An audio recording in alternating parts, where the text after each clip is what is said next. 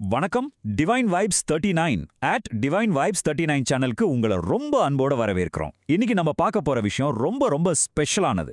நம்ம மனசுல இருக்கிற பயத்தையும் இந்த காலத்தையும் எப்படி வெல்றது அப்படிங்கிற ஒரு மிகச்சிறந்த பழமையான ஆன்மீக பொக்கிஷத்தை பத்தின விளக்க தொகுப்பு தான் இது.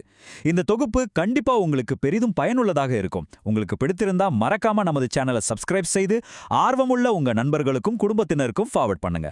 சரி, வாங்க நேரடியா விஷயத்துக்கு போயிடலாம். உங்களுக்கே எப்பவாவது தோணியிருக்கா, ஆயிரக்கணக்கான வருஷங்களுக்கு முன்னாடி எழுதப்பட்ட ஒரு மந்திரத்தால நம்ம மனசுக்குள்ள இருக்கிற ஆழமான பயங்களை நிஜமாவே விரட்ட முடியுமான்னு? கண்டிப்பா முடியும். அதுக்கான விடைதான் கால பைரவாஷ்டகம். இது வெறும் புராண கதை மட்டும் கிடையாதுங்க. ஆன்மீகமும் ஆழமான உளவியல் நன்மைகளும் ஒன்னா சேர்ந்த ஒரு அற்புதமான மந்திர பொக்கிஷம். சரி, இன்னைக்கு இந்த தொகுப்புல நம்ம என்னென்ன பார்க்க போறோம்னு சுருக்கமா சொல்லிடுறேன். காலத்தின் அதிபதியான பைரவரை பத்தி, கால பைரவாஷ்டகத்தோட மகத்துவம், இதோட உளவியல் சக்தி, அப்புறம் ஆன்மீக விடுதலை, கடைசியா இதை எப்படி சரியா உச்சரிக்கிறது அப்படிங்கிற பயிற்சி முறைகள். இவ்வளோதான்.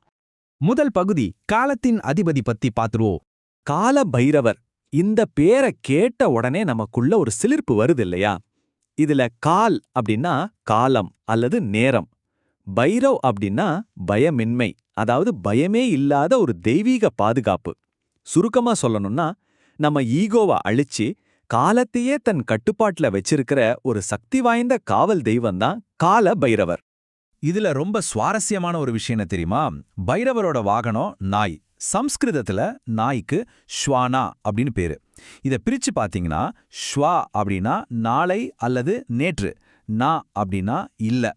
இதுக்கு என்ன அர்த்தம்னா, நேற்றைய கவலையும் இல்ல, நாளைய பயமும் இல்ல, நாம இன்னைக்கு இப்போ இந்த நொடியில முழுமையா வாழ்றது தான் இதோட உண்மையான தத்துவம். எவ்வளவு ஆழமான அர்த்தம் பாத்தீங்களா? அடுத்ததா கால பைரவாஷ்டகம் பத்தி பார்ப்போம். 8ஆம் நூற்றாண்டுல மாபெரும் தத்துவ ஞானியான ஆதி சங்கராச்சாரியாரால எழுதப்பட்ட ஒரு அற்புதமான பொக்கிஷம் தான் இது. அஷ்டகம் அப்படின்னாலே சரியா 8 ஸ்லோகங்கள்னு அர்த்தம். இந்த 8 ஸ்லோகங்களும் வெறும் வார்த்தைகள் இல்லைங்க. ஒவ்வொன்றும் ரொம்ப ஆழமான ரகசியங்களையும் ஆன்மீக சக்தியையும் தனக்குள்ள அடக்கி வச்சிருக்கு. இந்த 8 ஸ்லோகங்களும் எதை பத்தி பேசுதுன்னு பாத்தீங்கன்னா, முதல் 2 ஸ்லோகங்கள் காசியின் அதிபதியான பைரவரோட எல்லையற்ற கருணையையும் அவர் இருக்கிற பேரின்ப நிலையும் ரொம்ப அழகா விவரிக்குது. 3 மற்றும் 4ஆம் ஸ்லோகங்கள் தீயவைகளை அழிச்சு நமக்கு வளத்தை அள்ளி கொடுக்கிற அவரோட வடிவத்தை பேசுது. அடுத்ததா 5ம் 6ம் தர்மத்தை காப்பாத்தி நம்ம மரண பயத்தை எப்படி போக்குறாருன்னு சொல்லுது. கடைசி 2 ஸ்லோகங்கள் அஷ்டசித்திகளையும் வழங்கி நம்ம பாவங்கள் எல்லாத்தையும் நீக்கிறத பத்தி பாடுது. ஒரு பக்கம் பயங்கரமான தோற்றம், இன்னொரு பக்கம் எல்லையற்ற கருணை. இப்படி ஒரு அற்புதமான சித்திரம் இங்க தீட்டப்பட்டிருக்கு. சரி, புராணங்களை தாண்டி இதுக்குள்ள இருக்கிற உளவியல் சக்தி என்னன்னு இப்ப பாப்போம். மூல நூல்கள்ல ரொம்ப முக்கியமான ஒரு வரி இருக்கு. கால பைரவரின் மிகப்பெரிய வேலை உங்களுக்கு உள்ளேதான் நடக்கிறது. இது 100க்கு 100 உண்மை. பைரவ வழிபாடுங்கிறது ஏதோ வெளியில சேர மூட நம்பிக்கை கிடையாது. நமக்குள்ள இருக்கிற அறியாமையை நீக்கி எதை கண்டாலும் பயப்படுற மனசை மாத்தி ஒரு அசைக்க முடியாத உள் மன வலிமையை உருவாக்குறது தான் இதோட உண்மையான வேலை. இதனால நமக்கு என்ன நன்மைகள்னு நீங்க கேட்கலாம். இத 2 விதமா பிரிக்கலாம். உளவியல் ரீதியா பாத்தீங்கன்னா, நம்ம மனப்பதட்டத்தை குறைக்குது, ஒரு நல்ல சுய ஒழுக்கத்தை வளர்க்குது, முக்கியமா எதிர்காலத்தை பத்தின அந்த இனம் புரியாத பயத்தை சுத்தமா நீக்கிடுது.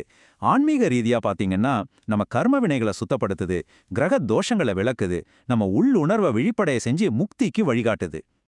அது மட்டும் இல்லாம, நம்ம முழு கவனத்தோட இந்த அஷ்டகத்தை படிக்கும்போது நம்மள சீரழிக்கிற 5 தீய குணங்கள் நம்மளை விட்டு போயிடுன்னு சொல்றாங்க. அது என்னன்னா, அளவுக்கு அதிகமான பற்று, கோபம், காமம், ஈகோங்கிற அகங்காரம், அப்புறம் பேராசை. இந்த நச்சுத்தன்மைகள் எல்லாம் நம்ம மனசை விட்டு விலகிட்டாலே அங்கே ஒரு அசாத்தியமான அமைதியும் பலமும் பிறக்கிறத நம்ம கண்டிப்பா உணர முடியும். அடுத்து ரொம்ப முக்கியமான பகுதி, ஆன்மீக மற்றும் கர்ம வினைகளிலிருந்து கிடைக்கிற விடுதலை. இதுல ஒளிஞ்சிருக்கிற ஒரு மிகப்பெரிய ரகசியத்தை நான் சொல்றேன் கேளுங்க. ஆதி சங்கராச்சாரியார் கால பைரவரை காசியின் அதிபதினு சொல்றாரு இல்லையா? அவர் சொல்ற காசி வெறும் வெளியில இருக்கிற அந்த புண்ணிய நகரம் மட்டும் இல்லைங்க. அது நம்ம புருவ மத்தியில இருக்கிற ஆக்ஞா சக்கரம். அதாவது கடந்த காலத்தையும் எதிர்காலத்தையும் மறந்துட்டு இந்த நிகழ்காலத்துல முழுமையான விழிப்புணர்வோட இருந்து தியானத்தோட உச்ச நிலையான சமாதி நிலைக்கு போறதை தான் இது குறிக்குது. இவ்ளோ ஆழமான தத்துவம் பாருங்க. சரி, இவ்வளவு மகத்துவங்கள் இருக்கிற இந்த அஷ்டகத்தை நாம எப்படி சரியா பயிற்சி செய்யறதுன்னு பாத்துருவோமா? இதுக்கான செய்முறை ரொம்ப ரொம்ப எளிமையானது தான். ஆனா இதுக்கு முழுமையான பக்தியும் ஒழுக்கமும் தேவை. முதல் படி, அதிகாலையில குளிச்சு முடிச்சுட்டு வடக்கு திசையை பார்த்து அமைதியா உட்காருங்க. 2ஆம் படி ஒரு ருத்ராட்ச மாலையை வச்சுக்கிட்டு காலபைரவ அஷ்டகத்தையோ அல்லது பைரவர் மூலமந்திரத்தையும் 108 முறை முழு ஈடுபாட்டோட தியானம் பண்ணுங்க. 3ஆம் படி கடுக்கெண்ணெய், அப்படி இல்லைன்னா வெள்ளை பூசணிக்காயில ஒரு தீபம் ஏத்துங்க.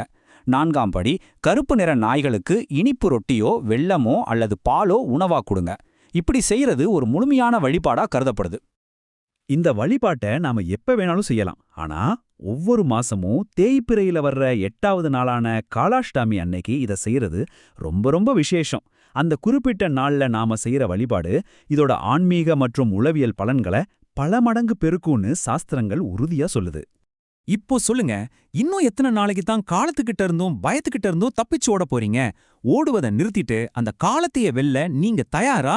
இந்த ஒரு பலமான கேள்வியோட இன்னைக்கு இந்த விளக்க தொகுப்பை நாம நிறைவு செய்றோம். இந்த தகவல்கள் உங்க ஆன்மீக பயணத்துக்கு பெரிய அளவுல உதவியா இருக்கும்னு நான் மனசார நம்புறேன். மீண்டும் ஒரு முறை சொல்றேன், இந்த தொகுப்பு உங்களுக்கு பிடிச்சிருந்தா மறக்காம டிவைன் வைப்ஸ் 39 டிவைன் வைப்ஸ் 39 சேனலை சப்ஸ்கிரைப் பண்ணுங்க. இந்த அற்புதமான விஷயங்களை ஆர்வம் உள்ளவங்க நண்பர்கள், குடும்பத்தினர் கூட ஃபார்வர்ட் பண்ணி ஷேர் பண்ணிக்கோங்க. மீண்டும் இதே மாதிரி ஒரு சிறப்பான தொகுப்புல உங்களை சந்திக்கிறேன். நன்றி, வணக்கம்.